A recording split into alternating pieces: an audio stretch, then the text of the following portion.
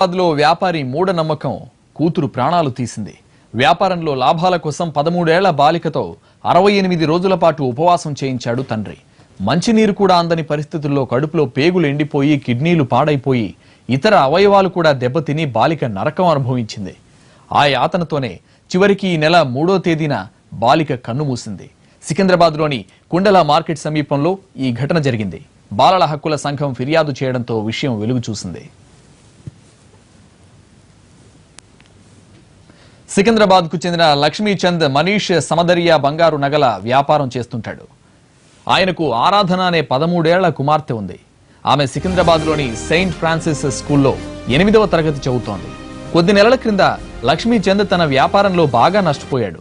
దాంతో చెన్నైకు చెందిన ఓ మత గురువును ఇంటికి ఆహ్వానించి వ్యాపార నష్టాల గురించి వివరించారు. ఆ మత గురువు లక్ష్మీచంద్ కుమార్తెను 68 రోజుల పాటు ఉపవాసం ఉంచితే వ్యాపారంలో లాభాలొస్తాయని అతడికి సూచించారు. దీంతో ఏమాత్రం ఆలోచించకుండా ఆరాధనతో 68 రోజుల పాటు ఉపవాసం చేయించారు. వారి ఆచారం ప్రకారం ఇలా ఉపవాసం ఉండేవారు కేవలం మంచినీళ్లను మాత్రమే తీసుకోవాలి. అది కూడా సూర్యాస్తమయం నుంచి సూర్యోదయం మధ్యలో మాత్రమే నీళ్లు తాగాలి. ఇలా ఉన్న బాలిక కొన్నాళ్లకు తీవ్ర అస్వస్థతకు గురై చివరికి ప్రాణాలు కోల్పోయింది.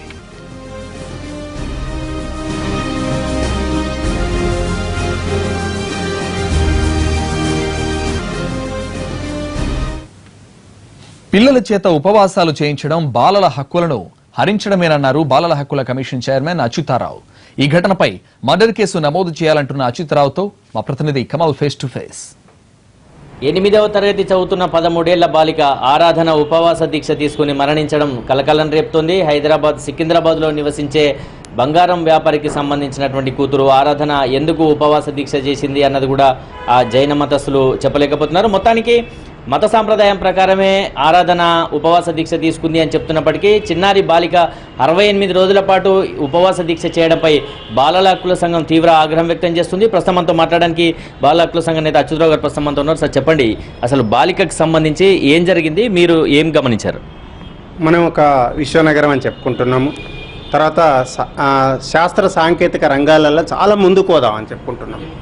అట్లాంటిది మూఢాచారాలతోటి మూఢనమ్మకాలతోటి ఈ పిల్లల ప్రాణాలు తీసుకునే ఘటన ఈ హైదరాబాద్ లాంటి నగరంలో జరగడాన్ని నిజంగా కూడా కలవరపరుస్తున్నది. ఇది మనకెక్కడో ఇక్కడ హైదరాబాద్కో తెలంగాణకో కాకుండా ఇది దేశం యావత్తు ఈరోజు తలదించుకునే చర్య.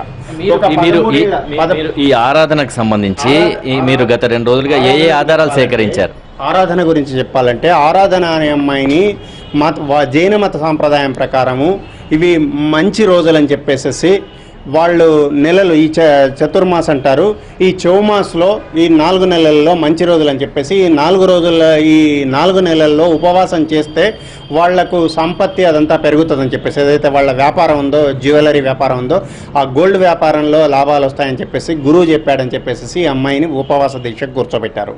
68 రోజులు ఉపవాస దీక్షకు కూర్చోబెట్టిన తర్వాత 8వ తరగతి చదివే ఆరాధన అనే అమ్మాయిని సెయింట్ ఫ్రాన్సిస్లో చదువుతుంది. కూర్చోబెట్టిన తర్వాత 2వ తారీఖు నాడు ఒక పెద్ద సభా కార్యక్రమం పెట్టినారు. దానికి ఒక ఎంపీని కూడా పిలిచినారు, పాటిల్ అనే ఎంపీని కూడా పిలిచినారు, జహీరాబాద్ ఎంపీని. పెట్టిన తర్వాత ఆ రోజే ఆ అమ్మాయి నీరసించిపోయి కొలాప్స్ అయ్యే పరిస్థితికి వచ్చింది.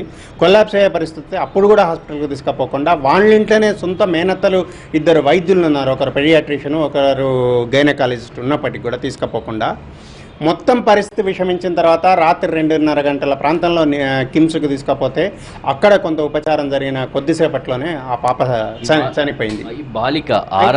బాలిక ఆరాధన మృతికి సంబంధించి బాలల హక్కుల సంఘంగా మీరు ఏ విధమైన చర్యలు చేపట్టబోతున్నారు?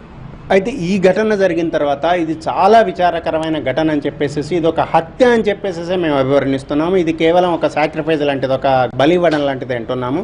దీని పట్ల మేము ఏం చెప్తున్నామంటే ఈ తల్లిదండ్రులు కానివ్వండి, మత పెద్దలు కానివ్వండి, చెప్పిన గురువు పైన కానివ్వండి ఖచ్చితంగా క్రిమినల్ కేసు నమోదు చేయాలి, మర్డర్ కేసు నమోదు చేయాలి, హత్య కేసు నమోదు చేయాలని చెప్పేసి కమిషనర్ గారికి కూడా మేము లెటర్ పంపించినాము. పోలీస్ కమిషనర్ గారికి కూడా వెంటనే చేయమని చెప్పేసి ఖచ్చితంగా దీనిపైన హత్య కేసు నమోదు చేయిస్తాము. ఒకవేళ పోలీసులు చేయకపోయినా కానీ మేము కోర్టును ఆశ్రయించైనా బాలికకు న్యాయం జరిగేటట్టు చూస్తాం.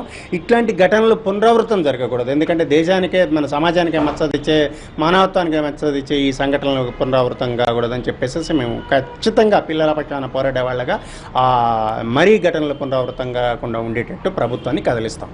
బాలిక మృతిని హత్య కేసుగా నమోదు చేయాలని చెప్పి కూడా బాలల హక్కుల సంఘం డిమాండ్ చేస్తుంది. పోలీస్ కమిషనర్కు దీనికి సంబంధించి ఇప్పటికే ఫిర్యాదు చేశాం, లిఖితపూర్వకంగా ఫిర్యాదు చేసేందుకు కూడా బాలల హక్కుల సంఘం వెళ్తుందని చెప్తున్నారు. మొత్తానికి మూఢనమ్మకాలతో బాలికను పొట్టన పెట్టుకున్నారని చెప్పి కూడా బాలల హక్కుల సంఘం అభివర్ణిస్తోంది. కెమెరా పర్సన్ రాకేష్ రోషన్తో కమల్.